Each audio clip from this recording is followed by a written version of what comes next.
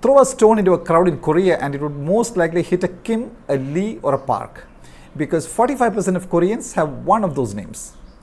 Throw a stone into a crowd anywhere in the world, from Dubai to Khartoum or Manchester to Melbourne, and it could hit a Malayali.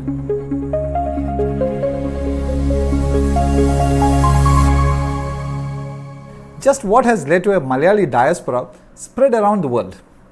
If you look closely, there's a well thought out misery strategy that drives out tens of thousands of Keralites each year from the state to be successful around the world. The latest is a camera trap. On a normal day, a Malayali wakes up to a strike, a protest march, a hartal, or some religious procession that clogs its narrow roads. But this week, Keralites have woken up to something very different.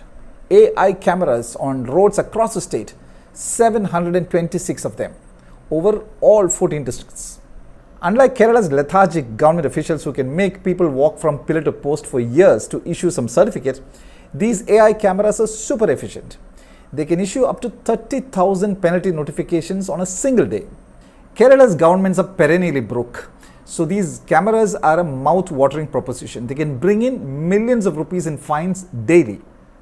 Naturally, there is seething anger against these camera traps, with many arguing that these AI cameras are an intrusion into privacy, and others saying that the government should first keep the roads in good condition before penalizing road users. Road safety may be at the heart of the government's move, but the average Keralite feels that these cameras represent the latest misery piled on the common man, because it actually comes after a series of tax hikes, increasing the building tax, the vehicle tax, fuel prices, liquor prices, and much more. The misery strategy seems to be paying off, going by the ever-increasing number of Keralites leaving their home state. There are an estimated 3 million Keralites in the Middle East, another 3 million in the rest of the world, and some 6 million in other states of India. Because of their global spread, international breaking news will most certainly have Malayalis in it. This past fortnight was no different. When 16 people were killed in a building fire in Dubai's Al Ras area, it included a Malayali couple from Malappuram, Rijesh Kalangadan and his wife Jeshi. In Khartoum, Sudan last week, a stray bullet fired in clashes between the Sudanese army and its paramilitary force hit and killed a 48-year-old Keralite, Albert Augustine, inside his apartment. And guess who's reporting the clashes from Sudan, from amid all that bombing, burning and shooting? Shija Binoy, head of general nursing at a hospital in Khartoum, is giving inputs to the Malayalam Manorama, while Mahin S., a hitchhiker travel vlogger from Kerala, went truly global, reporting the fighting between the Sudanese army and its paramilitary force, the RSF, for the CNN. Exactly where are you in the city? So right now I am just near to the conflict area, just 1 kilometer around conflict area.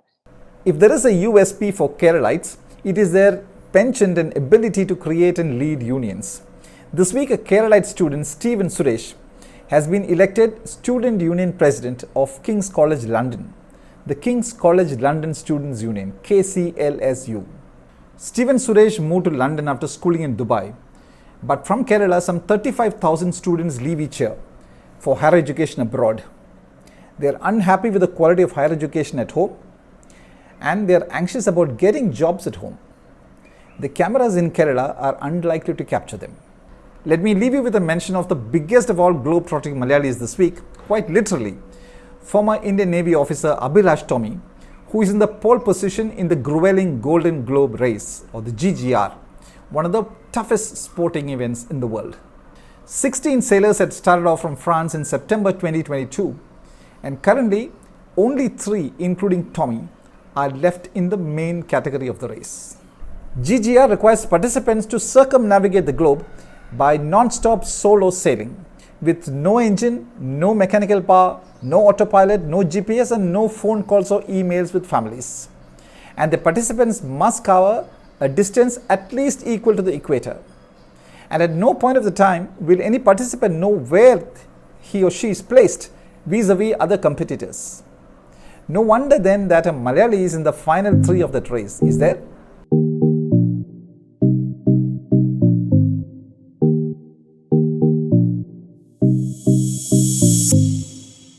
Keeping to that Malayali propensity for globe-trotting, I too will be away on a 2-week trot, touching Oman, Egypt, Jordan and Israel. See you soon. Take care.